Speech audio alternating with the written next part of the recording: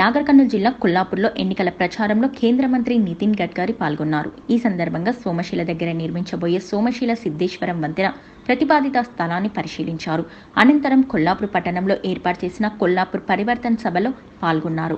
ఈ సందర్భంగా ఆయన మాట్లాడుతూ, గత ఎన్నికల్లో ప్రచారంలో ఇచ్చిన హామీ ప్రకారం 2500 కోట్లతో కల్వకుర్తి నంద్యాల 167 హైవే ఇచ్చి మాట నిలబెట్టుకున్నామని ఆనందంగా ఉందని, దీంతో తిరుపతి మరియు ఆంధ్రప్రదేశ్ రాష్ట్రానికి వెళ్లడానికి 80 కిలోమీటర్ల దూరం తగ్గిందని, దేశంలో మొదటిసారి ఐకానిక్ సస్పెన్షన్ బ్రిడ్జ్ నిర్మిస్తున్నామని తెలిపారు. బ్రిడ్జ్ పనులు త్వరలోనే ప్రారంభిస్తామని, పాదచారులు రహదారి ఉంటుందని అన్నారు. ఆంధ్రప్రదేశ్లోని సంగమేశ్వరం ఆలయం, తెలంగాణలోని సోమశిల ఆలయం నడుచుకుంటూ వెళ్లవచ్చని, మరో హైవే జోగులాంబ నుండి దేవరకొండ వరకు హైవే వెల్టూర్ గుందిమల్ల బ్రిడ్జ్ ప్రతిపాదన పరిశీలిస్తామని అన్నారు. కాళేశ్వరం ప్రాజెక్టు ప్రజల కోసం శాంక్షన్ చేయడం జరిగిందని, కేసీఆర్ సొంత డిజైన్తో నిర్మించడం వలన అది కుంగిపోతుందని విమర్శించారు. కాళేశ్వరం ఇచ్చినందుకు బాధపడుతున్నానని, పనిచేసే ప్రభుత్వం కావాలి, కావున బీజేపీకి అవకాశం ఇవ్వాలని కుటుంబ పార్టీలతో తెలంగాణ బాగుపడదని తెలిపారు. करोड़ रुपए की लागत से जो 3 बड़े प्रोजेक्ट आपके लिए स्वीकृत हुए हैं, उसमें पहला प्रोजेक्ट 900 करोड़ की लागत का है, जो 80 किलोमीटर लंबा कलवा-कुर्ती से कोल्हापुर तक सड़क 2 लेन पेव शोल्डर चौड़ीकरण का काम शुरू हो चुका है।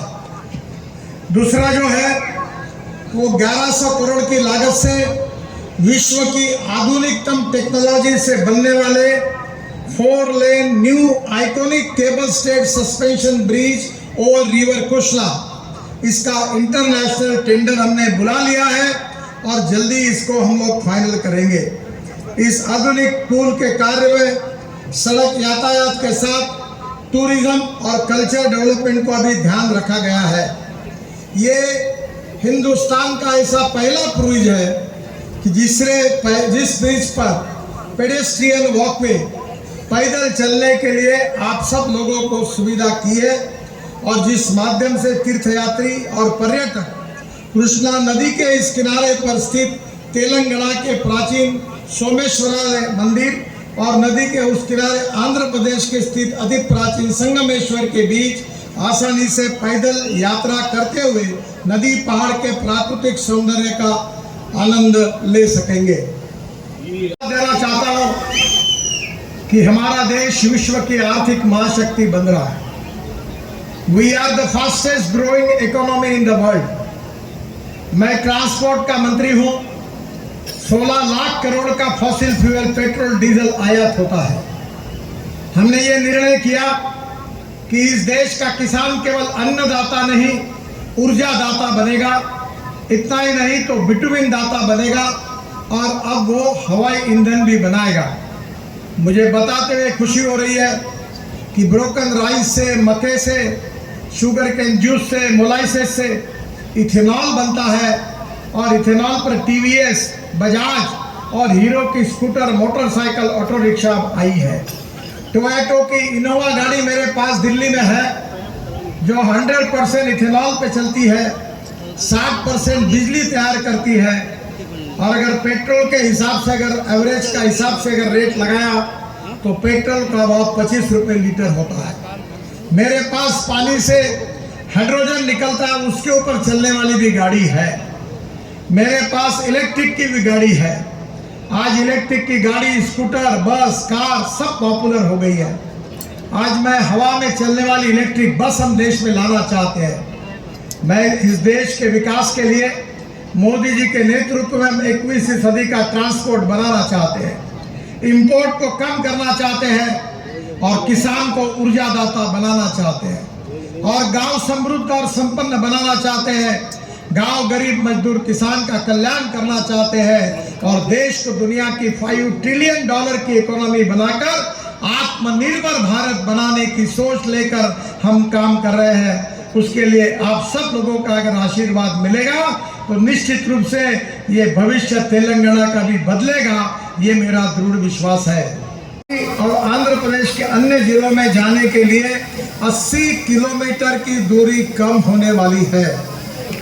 आपके जिले के सर्वांगीण विकास के लिए समर्पित ये न्यू NH 167K पर हमारे विभाग के द्वारा हम 2500 करोड़ की लागत से 3 बड़े प्रोजेक्ट मंजूर हुए हैं, स्वीकृत किए गए हैं, काम शुरू हो गया है, कुछ शुरू होने वाला है।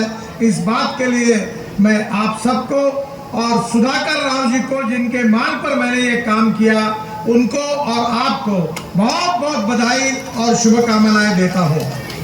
बहुत समृद्ध और संपन्न राज्य है। इस राज्य में प्रगति और विकास की अपार संधि है, पर दुर्भाग्यवश तेलंगाना में भ्रष्टाचार और परिवारवाद कायम है। बहनों और भाइयों, मैं एक छोटा सा कार्यकर्ता के रूप में मैंने अपनी राजनीति की शुरुआत की। मेरी माँ एमएलए नहीं थे, पिता एमपी नहीं थे। मैं काले दीवार पर सफेद चुना लगाने का काम करता था, दीवारों पर पोस्टर चिपकाने का काम करता था। कभी मैंने मेरा बायोडाटा नहीं छपाया, कभी मैं किसी के पास कुछ मांगने के लिए नहीं गया। मैं तो छोटे स्तर पर काम करने वाला भारतीय जनता पार्टी का छोटा सा कार्यकर्ता था। पर यह पार्टी की विशेषता है कि जिस कुर्सी पर अटल बिहारी वाजपेयी बैठे, उसी कुर्सी पर पार्टी का अध्यक्ष बनने का मुझे सौभाग्य मिला, क्योंकि भारतीय जनता पार्टी ये पिता पुत्र और माँ बेटों की पार्टी नहीं है, ये कार्यकर्ताओं की पार्टी है। मेरे सामने बैठे हुए गरीब जनता, उसमें से जो कार्यकर्ता है, उनकी पार्टी है। के लिए आया था और उस समय उन्होंने जो मांग की थी वो मैंने पूरी की है, पर आपने उनको चुनकर देने का जो वादा किया था वो बाकी पूरा नहीं हुआ है। आपको यही प्रार्थना करता हूं कि मैंने पिछले समय जो कहा था वो कर दिया है, इस बार जो कहा है वो भी करूंगा। पर मेरी भी आपसे एक मांग है कि सुधाकर राव को विजयी बनाइए और निश्चित रूप से आपकी मांग को मैं पूरी करूंगा। इसके अप्रोचेस बनाने के कार्य का भी टेंडर बुलाया गया है और जल्दी ही इसका कार्य शुरू हो जाएगा। मुझे सुधाकर राव जी ने रिक्वेस्ट की है कि आपके क्षेत्र में से एक नई सड़क की मांग चल रही है, जिसमें शक्तिपीठ जोगुलंबा को कोल्हापुर होते हुए देवरकोंडा तक जोड़ने का प्रस्ताव है। मैं विश्वास दिलाता हूं कि इसके ऊपर भी मैं जरूर विचार करूंगा। इट विल हैव ब्रिज कम बंधारा एट वेलतूर गुंडीमाला, ये भी बात उन्होंने रखी है, इसका भी मैं विचार करूंगा। मैं कोल्हापुर और नागरकुरुल बल्कि तेलंगाना के साथ साथ आंध्र प्रदेश के विकास में ये प्रोजेक्ट बहुत महत्वपूर्ण होगा, इसलिए तेलंगाना की जनता का और आंध्र प्रदेश की जनता का भी हृदय से अभिनंदन करता हूं, उनको बहुत बहुत धन्यवाद देता हूं। और इसके भूमि पूजन के लिए मैं फिर से एक बार यहाँ आऊँगा और निश्चित रूप से आप सबके साथ इसका भूमि पूजन करके कार्य का शुभारंभ करूंगा।